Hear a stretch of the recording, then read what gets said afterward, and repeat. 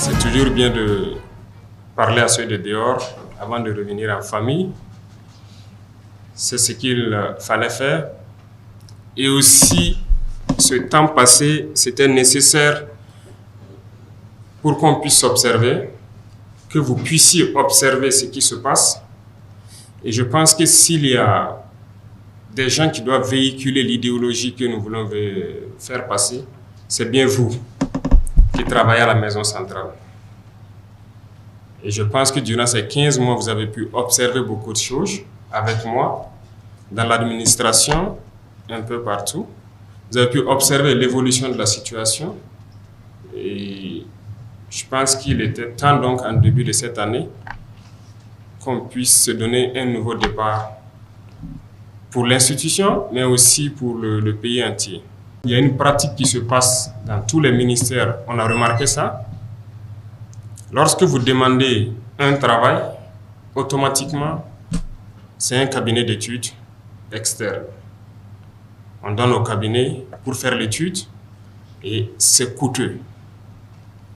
Mais de vous à moi, vous savez très bien, la plupart du temps, le cabinet se retrouve être le cabinet soit du ministre ou de quelqu'un en tout cas dans le ministère. Est-ce qu'on se comprend? C'est du vol. Disons-le clairement, ce n'est pas bien. Vous êtes par exemple informaticien. On vous demande un travail dans ce domaine. C'est vous qui êtes censé le faire. Sinon, à défaut, il faut remonter vers des institutions, en tout cas étatiques, qui puissent vous aider à le faire. La première des choses que les gens font, c'est un dossier rapidement. On recrute un cabinet et on les donne. Et derrière lui-même, il part travailler. On a observé ça. Il fallait donc un long temps d'observation pour comprendre et confirmer les mauvaises habitudes des gens dans l'administration. On veut faire en sorte que certaines institutions telles que l'ANSAL puissent être ces cabinets-là. Là où ils seront limités, ils vont dire qu'ils ne peuvent pas, il faut qu'ils recrutent des experts dans tel domaine. Ils vont recruter et ils vont le faire.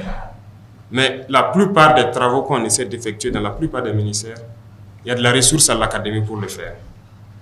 Donc, ça sera opérationnel cette année et très vite pour qu'on arrive à économiser un peu. On n'est pas contre, il y a beaucoup le privé est très développé. Donc, les cabinets privés peuvent servir aussi à faire des études pour beaucoup de structures privées. Mais il ne faut pas que dans l'administration, on recrute des compétences et à chaque fois qu'il y a un travail, il n'y a pas de compétences. Il faut repartir encore vers un cabinet privé. C'est du vol, c'est de la triche et on va mettre fin à ça. On a parlé des mots comme la corruption, mais ça continue. La lutte contre le terrorisme, oui, il y a des avancées, il y a beaucoup de choses, mais il faut que nous-mêmes reconnaissions qu'il y a un volet sur lequel il n'y a pas eu une lutte acharnée. C'est la corruption, c'est la lenteur administrative, en tout cas l'administration en général. Ce volet, il faut reconnaître, ça n'a pas marché. Mais pourquoi ça n'a pas marché? C'est parce qu'on s'était donné un temps pour sensibiliser, pour parler aux gens, pour que les gens comprennent. Tant dans l'armée que dans le civil, que les gens comprennent où est-ce qu'on part, pourquoi il faut cesser telle habitude. Pas que les gens ne comprennent pas, ils font semblant et se disent qu'on ne prendra jamais de mesures. Aujourd'hui, il y a tellement de lois qui ont été votées pour protéger les travailleurs. C'est très bien. Mais chacun devrait faire la mission pour laquelle il a été recruté. Mais les gens ne font pas la mission. Et quand on veut les licencier, ça sort les textes de partout. Écoutez, vous ne pouvez pas prendre les textes des autres, venir appliquer ici. Eux, ils vivent en 2023. Je vous le dis, nous, on vit dans les années 1800 toujours. C'est la réalité. On ne peut pas aller à la même vitesse. Il ne faut pas mélanger les choses. Voilà, pendant que des gens ont des salaires de 3 millions, de combien de millions dans ce pays, il y en a qui n'arrivent même pas à se payer un repas. Vous trouvez ça normal?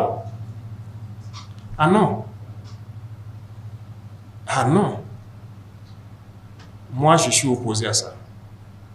Il faut qu'on change les choses. Soit on change, ou bien, écoutez, on reste esclave à jamais.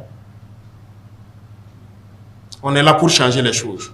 On a pris le temps d'observer, de sensibiliser, de parler. Comme beaucoup de gens ne comprennent pas, en fin d'année, donc, j'ai annoncé que ça sera ferme. La machine contre la lutte contre la corruption va démarrer. Eh bien, ça démarre. Le conseil de discipline et autres, c'était mort. On a adopté des textes pour que les gens puissent sanctionner ceux-là qui ne veulent pas travailler. Mais rien, personne ne veut sanctionner. Tout le monde est assis, bon, il est dans sa direction, les gens foutent la merde, ils ne veulent pas faire ce qu'il doit faire. Ah, si moi je le sanctionne, on peut le licencier, ça sera de ma faute. Écoutez, il y a ce genre d'émotion-là, ça ne doit plus exister. Nous sommes un pays en guerre et on doit bien gérer les ressources. Et quand on dit gérer les ressources, ce n'est pas les ressources financières seulement, les ressources humaines aussi.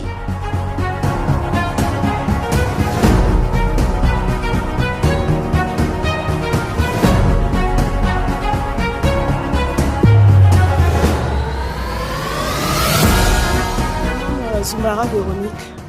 Je suis secrétaire à la direction des infrastructures et de l'équipement à la présidence du FASO. J'apprécie vraiment la rencontre parce qu'il a parlé sans langue de bois et j'ai vraiment aimé sa manière de parler. Et tout ce qu'il a dit, c'est vraiment ce que nous vivons actuellement. Et moi, je pense vraiment que la lutte pour les démunis, c'est vraiment très important. Parce qu'on voit beaucoup de choses qui se passent dans notre pays qui n'est pas vraiment catholique. Et je soutiens vraiment le combat de son Excellence, Monsieur le Président du FASO. Je suis chauffeur conducteur au parc auto présidentiel.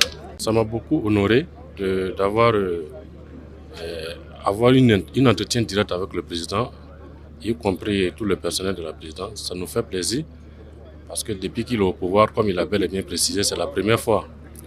Voilà, donc il a eu à écouter les différentes doléances et les différentes préoccupations et on espère que ça va changer.